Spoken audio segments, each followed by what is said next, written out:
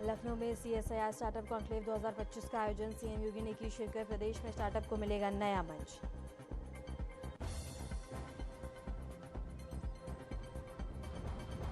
नोएडा में deputy CM Brajesh Pathak ने किया गौशाला का निरीक्षण। चारे और पानी की खामियों पर जताई नाराजगी। गौशाला के बेहतर संचालन पर दिया जोर।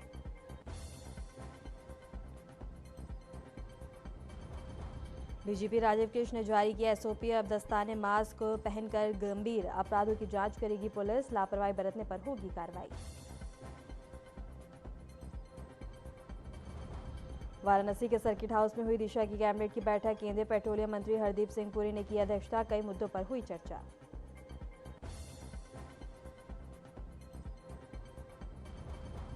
काशी में 1.20 लाख अंजनी बच्चों का पिंडदान। सामाजिक कार्यकर्ता संतोष ओझा ने कन्या भूषण हत्या को लेकर दिया संदेश।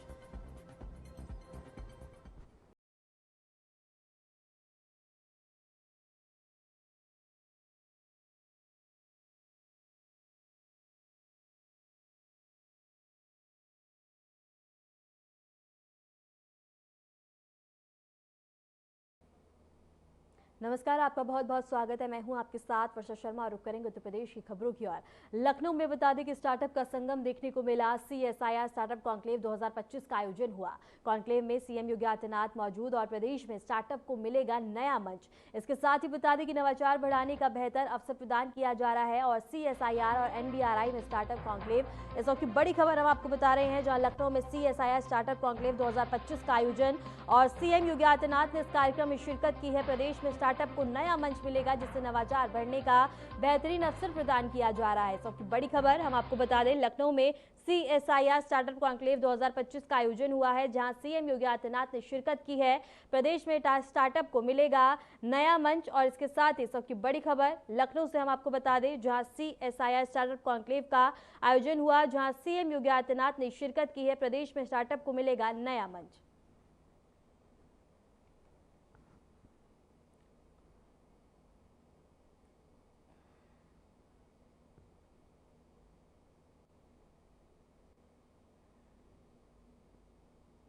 Doctor Subodh Kumar Trivedi ji,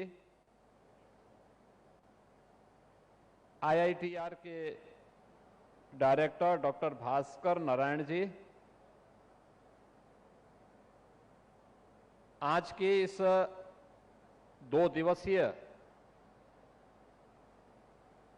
startup conclave में भाग ले रहे विभिन्न अकादमिक संस्थाओं और उद्योग जगत से जुड़े हुए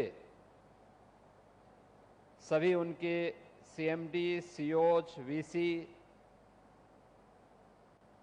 वरिष्ठ वैज्ञानिकगण, विभिन्न संस्थाओं के प्रमुखगण, हमारे प्रगतिशील किसान और अन्य स्टेक होल्डर्स और उपस्थित बहनों और भाइयों, मैं सबसे पहले माननीय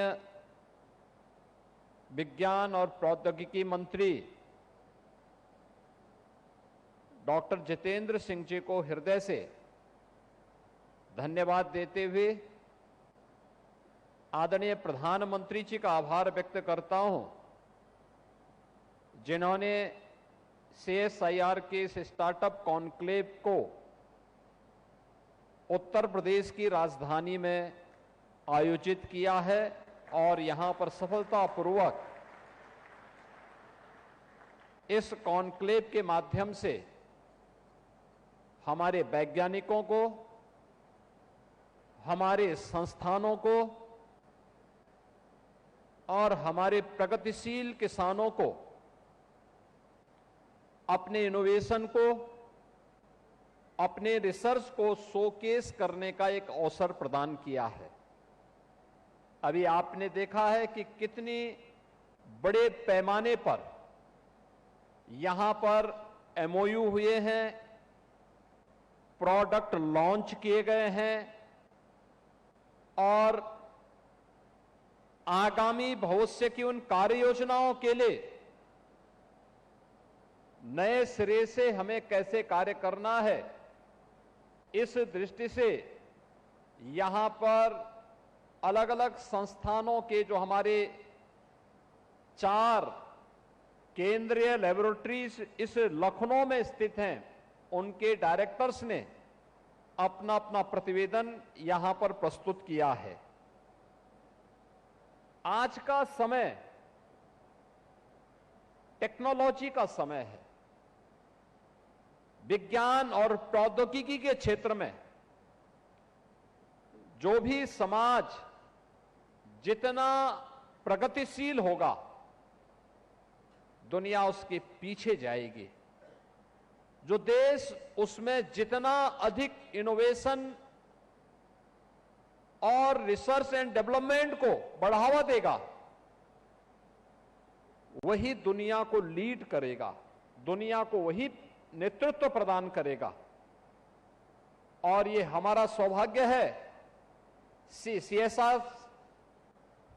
CSIR की 4 महत्वपूर्ण लैब्स, NBRI, CDRI, IITR और CMAP, ये उत्तर प्रदेश की राजधानी लखनऊ में हैं, जिनके द्वारा अपनी स्थापना काल से लेकर के अब तक अनेक प्रकार के ऐसे शोध किए गए हैं जो किसानों की आमदनी को आगे बढ़ाने के साथ साथ आम नागरिक के मन में, आम नागरिक के जीवन में व्यापक परिवर्तन करने के कारक बने हैं।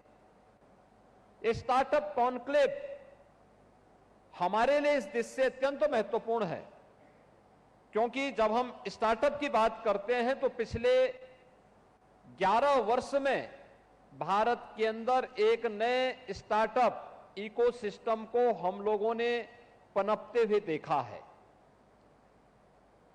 अगर आप दुनिया के अंदर देखेंगे तो यूएस और यूके के बाद भारत तीसरा ऐसा देश है जिसके पास सर्वाधिक स्टार्टअप हैं। दुनिया के अंदर भारत का नंबर तीसरे नंबर पर आता है। और अगर भारत के अंदर हम देखेंगे तो 1,90,000 हमारे पास ऐसे स्टार्टअप मौजूद हैं पूरे देश के अंदर। नोएडा के सेक्टर 14 स्थित गौशाला का राज्य स्तरीय समीक्षा के तहत उप मुख्यमंत्री ब्रजेश पाठक ने निरीक्षण किया। उन्होंने कहा कि गौशाला में गायों की अच्छी देखभाल हो रही है और पूरी टीम ईमानदारी से अपने कर्तव्यों का पालन कर रही है। ब्रजेश पाठक ने गौशाला की व्यवस्थाओं की सराहना की और कहा कि इस तरह की देखभाल से जानवरों का कल्याण सुनिश्चित होगा। उन्होंने भविष्य में भी गौशाला के बेहतर संचालन पर जोर दिया। उनकी समीक्षा बैठक भी है, स्थलीय निरीक्षण भी है। तो आज हमने सेक्टर 14 में गो आश्रय केंद्र का निरीक्षण किया है और गौएं बहुत अच्छे ढंग से यहाँ पर रह रही हैं, उनकी सेवा हो रही है। कुछ सुधार के हमने निर्देश दिए हैं। माननीय सांसद जी हमारे साथ हैं, आदरणीय महेश शर्मा जी, हमारे अध्यक्ष जी, सब लोग पूरी टीम है और सब लोग। उत्तर प्रदेश के डीजीपी राजीव कृष्ण ने अपराध जांच प्रक्रिया को और भी अधिक पारदर्शी और वैज्ञानिक बनाने की दिशा में एक बड़ा कदम उठाते हुए क्राइम सीन मैनेजमेंट और फॉरेंसिक साक्ष्य जुटाने के लिए मानक संचालन प्रक्रिया जारी कर दी है। यह एसओपी विशेष रूप से हत्या, बलात्कार, पॉक्सो, आतंकवाद और एनडीपीसी एक्ट जैसे गंभीर अपराधों पर लागू होगी। इस एसओपी के तहत पुलिस अधिकारियों की जिम्मेदारी तय की गई है।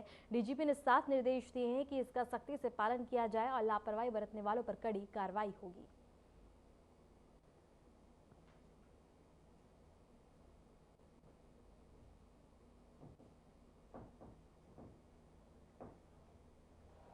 वाराणसी में केंद्रीय पेट्रोलियम मंत्री हरदीप सिंह पुरी की अध्यक्षता में दिशा कमेटी की बैठक हुई। सर्किट हाउस में आयोजित इस बैठक में केंद्रीय योजनाओं, कार्य प्रगति और स्थिति को लेकर बैठक की गई।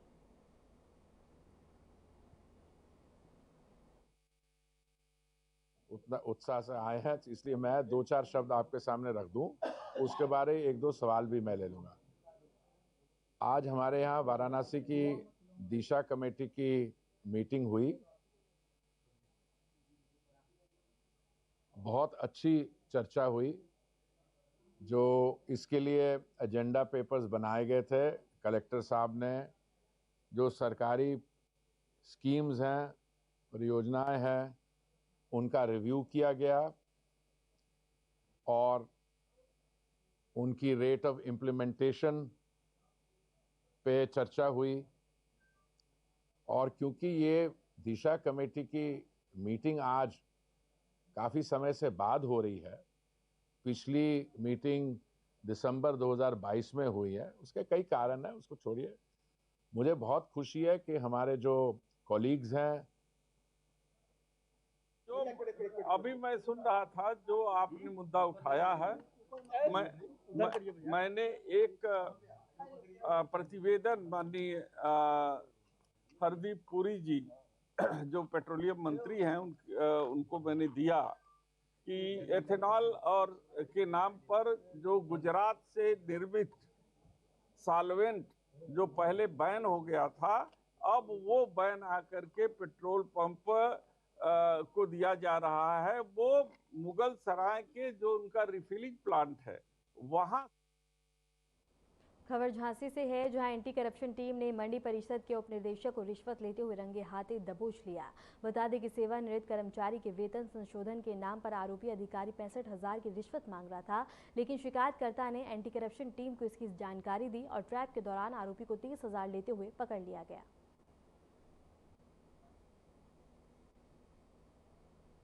क्या हुआ? कौन रिश्वत मांग रहा था? जी ऐसा है कि मैं जो है मंडी समिति झांसी में था और मेरा वेतन स्केल का मामला उप निदेशक प्रशासन के यहाँ चल रहा था, जिसमें उनने 4200 के स्थान पे 4600 हमारा निर्धारण होना था। उसके एवज में इन्होंने 65,000 रुपये मांगे और 65,000 की मैं 6। क्यों पकड़ा गया? आपको क्यों पकड़ा गया? किस कारण पैसे लिए? तो अब स्टाफ बता देगा कैसे पकड़ा गया मैं, और स्टाफ के सामने हुआ है जो कुछ हुआ है। मुझे दूसरे कमरे से पकड़ा गया। वो कह रहे 30,000 रुपए की रिश्वत दी? नहीं कोई पैसा नहीं, और मैं दूसरे कमरे से पकड़ा गया। अच्छा। और इसके साथ ही मंडी परिषद के उप निदेशक गिरफ्तार किए गए। बता दें कि रिश्वत लेते हुए इनकी गिरफ्तारी की गई है, जहां रंगे हाथ पकड़े गए हैं उप निदेशक। और इसके साथ ही इस कार्रवाई के बाद बता दें कि विभाग में हड़कंप मचा हुआ है। एंटी करप्शन की टीम की ओर से बड़ी कार्रवाई करते हुए मंडी परिसर के उप निदेशक को गिरफ्तार किया गया। बता दें कि रंगदारी और इसके साथ रिश्वत लेने के आरोप के तहत ये कार्रवाई करते हुए उनको रंगे हाथ पकड़ा गया है। पितृपक्ष पर काशी में लोग अपने पितरों को पिंडदान करने के लिए दूर दूर से आते हैं, लेकिन यहाँ बता दें कि अजन्मी बेटियों के लिए भी श्राद्ध तर्पण किया जाता है। जन्म से पहले ही बता दें कि गर्भ में ही दम तोड़ देने वाला एक जीव माना जाता है और उनकी आत्मा को मोक्ष नहीं मिलता है। ऐसे में काशी के सामाजिक कार्यकर्ता संतोष ओझा बता दें कि बेटियों के पिता बनकर उनका तर्पण करते हैं, जिससे प्रेत योनि से उन्हें बता दें कि मोक्ष मिल सके।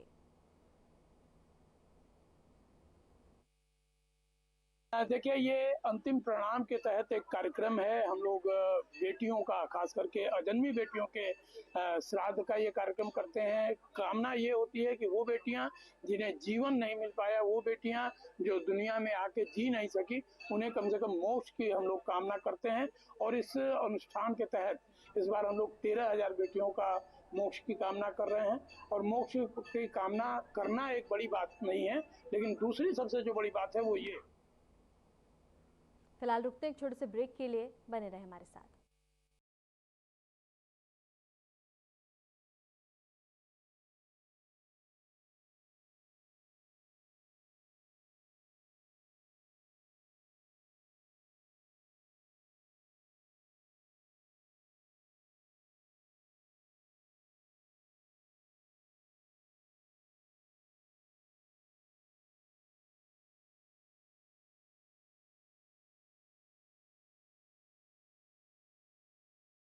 यशस्वी प्रधानमंत्री नरेंद्र मोदी जी के विकसित भारत के विजन को माननीय मुख्यमंत्री योगी आदित्यनाथ जी के साथ 25 करोड़ नागरिकों ने बनाया है समर्थ उत्तर प्रदेश का विजन 2047। विषय विशेषज्ञ, सेवानिवृत्त IAS IPS, वैज्ञानिक, कुलपति, प्रोफेसर, चिकित्सक एवं सेक्टोरल स्पेशलिस्ट का पैनल कर रहा है जनपद से ग्राम स्तर तक जन संवाद। तो प्रत्येक नागरिक अपने बहुमूल्य सुझाव देकर बन रहा है यूपी के विकास में भागीदार। मोबाइल से QR कोड स्कैन करें और पोर्टल samarthuttarpradesh.up.gov.in पर लिखकर या बोलकर दर्ज कराएं सुझाव।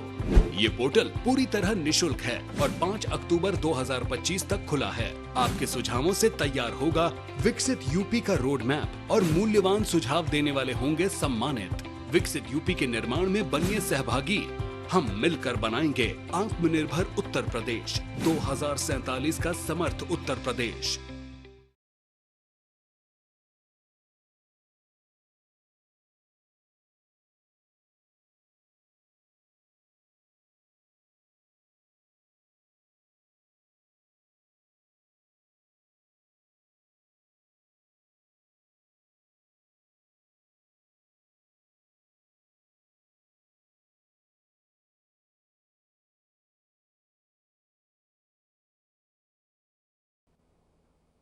ब्रेक के बाद स्वागत है। खबरों में आगे बढ़ते हैं। कन्नौज में समाजवादी पार्टी ने किसानों, युवाओं, शिक्षा और बेरोजगारी जैसे मुद्दों को लेकर जोरदार प्रदर्शन किया। पूर्व विधायक अरविंद सिंह यादव, जिला अध्यक्ष कलीम खान और महिला सभा की राष्ट्रीय अध्यक्ष जूही सिंह के नेतृत्व में आयोजित विशाल धरना प्रदर्शन में सपा नेताओं और कार्यकर्ताओं ने बीजेपी सरकार के खिलाफ जमकर नारेबाजी की और धरना प्रदर्शन के बाद समाजवादी पार्टी के नेताओं ने जिलाधिकारी को ज्ञापन सौंपा, जिसमें किसानों और युवाओं की समस्या के समाधान की मांग की गई।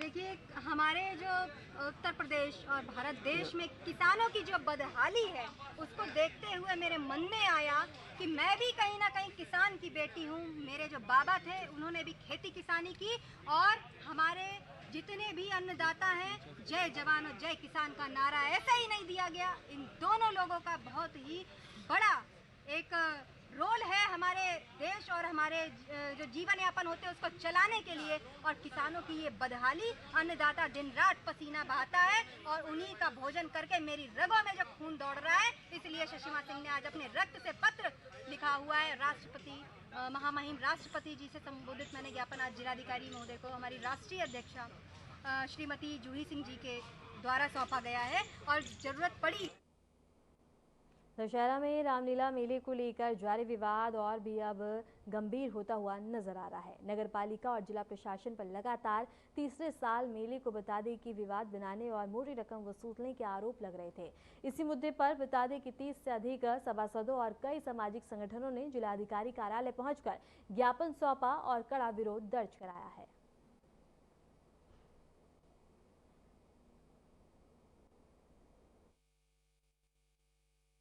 शहरम लखीमपुर दशहरा मेला 161 वर्षों से अपनी परंपरा को ग्रहण करते हुए आ रहा है। विगत 3 वर्षों से नगर पालिका शासी अधिकारी, नगर पालिका के चेयरमैन और जिले के कुछ भूमाफिया मिलकर के मेले को समाप्त करना चाह रहे हैं। नित्य प्रत्येक वर्ष दशहरा मेला आते ही उसकी नई नई परंपरा डालने की नींव पड़ने लगती है। जब 161 वर्षों से मेला, ऐतिहासिक मेला अपनी परंपरा लिए हुए है, नई परंपरा क्यों डाली जा रही है? टेंडर प्रक्रिया का नाम दे करके मेले को ठेले पर दिया जा रहा।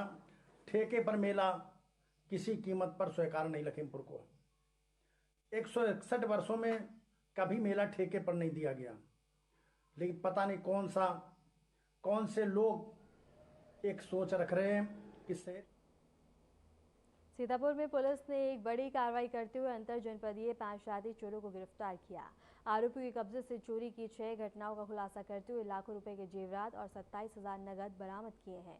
इसके अलावा पुलिस ने 3 तमंचे, 5 जिंदा कारतूस और 2 बिना नंबर की मोटरसाइकिल भी जब्त की है।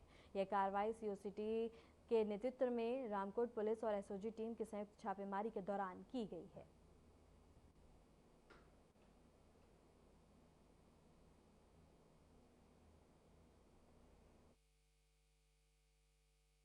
मेरे साथ 7 लाख का वो क्या हुआ? कैसे मिलेगी, कैसे संपर्क में आई? इसने पापा ने मेरे ने उस पे अखबार में वो निकलवाई थी, उसमें इसने नंबर ले लिया पापा का। पापा से बातें हुई, फिर 2-3 महीने बाद पापा फिर बाद में बात हुई, फिर उसने नंबर ले लिया मेरा।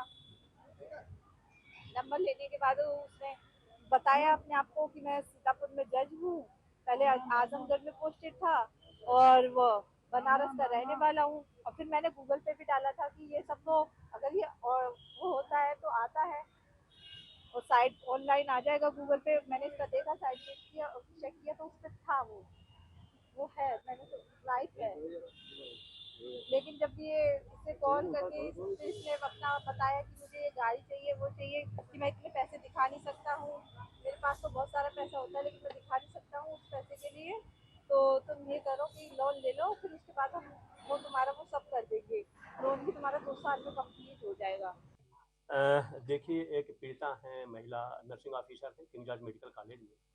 इनके साथ एक बड़ी घटना हुई जिसमें ये हमने 43 लाख रुपए बरामद किया है और इन्होंने मैट्रिमोनियल साइट पे जा करके एक साइट पे एक लड़के से इनकी बातचीत हुई। लड़के ने कहा कि मैं जुडिशल मजिस्ट्रेट हूँ आजमगढ़ में, फिर सीतापुर में बताया और इस तरीके से इनकी चैट हुई। फिर उन्होंने कहा कि मुझे लग्जरी गाड़ी चाहिए। इन्होंने लगभग 45 लाख का लोन लिया और लोन लेने के बाद जब ये यहाँ पे मिलने के लिए आई, महिला ने कहा कि मुझे डाउट तो हो रहा था लेकिन इतना नहीं डाउट हुआ क्योंकि वो वीडियो कॉल नहीं करता था। ये जब लेने आई फिर रेवमाल में गई और उन्होंने कहा कि पैसा रख दो गाड़ी में और 59,50,000 रुपया ले करके फरार। पहले 1-2 जगह ये गई और फिर मेरे पास आई। मेरे पास जैसे ही आई मैंने इनको सुना और सुनते भी लगा बड़ा गंभीर घटना है। तत्काल भ्रष्टाचारियों के संज्ञान में लाया, तत्काल मुकदमा लिखवाया, अपनी सर्विलांस टीम को बुलाई, इनको ब्रीफ किया, इंस्पेक्टर कर्नलगंज को बताया, हमारी सर्विलांस की टीम के पवन उनकी पूरी टीम लगी रही। 2 दिन तक हमने एविडेंस कलेक्ट किया क्योंकि मोबाइल से कोई डाटा हमको नहीं मिल पा रहा था। लेकिन जो इस शहर के लिए सबसे बड़ी देन है कि ऑपरेशन त्रिनेत्र और हलगर कैमरा, जो पुलिस कमिश्नर साहब का जो एक महाअभियान चला था,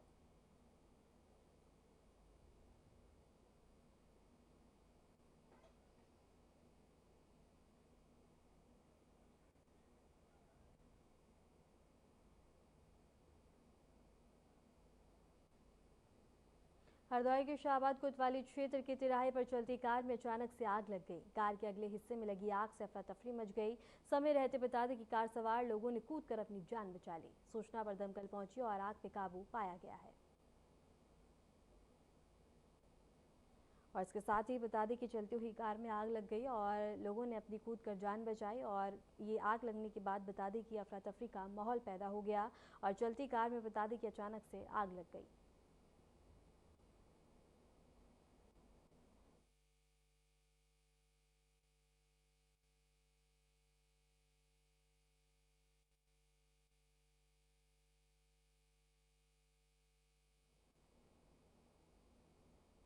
बाराबंकी के मस्जिद तरई गांव में बता दें कि चोरों ने एक युवक के हाथ पैर बांधकर घर से 5,000 नगद और जेवरात चुरा लिए। ग्रामीणों के मुताबिक शोर मचाने पर कुछ चोर भाग निकले और युवक ने हैदरगढ़ कोतवाली में तहरीर दी है। लगातार हो रही इस तरह की घटनाओं से ग्रामीणों में दहशत है। पंचायत चुनाव से पहले चोरों की सक्रियता से अब लोग काफी ज्यादा परेशान होते हुए नजर आ रहे हैं। बाराबंकी से एक खबर है जहां चोरों का आतंक देखने को मिल रहा है। हाथ पैर बांधकर चोरी की गई। गांव में चोरी की घटना से लोगों में दहशत का माहौल है।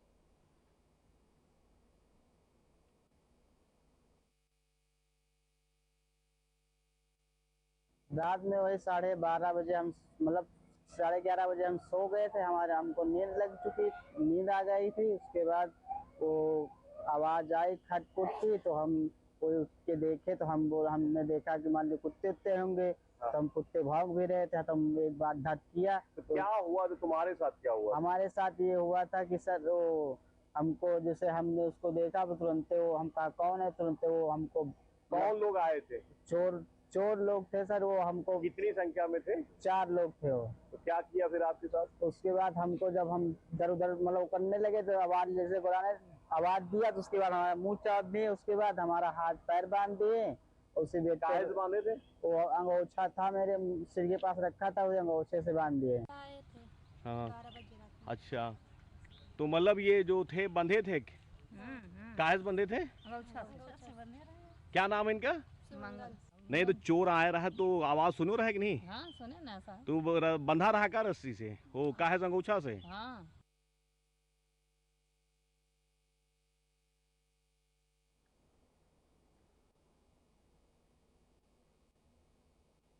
फिलहाल के लिए उत्तर प्रदेश की खबरों में इतना ही। नमस्कार।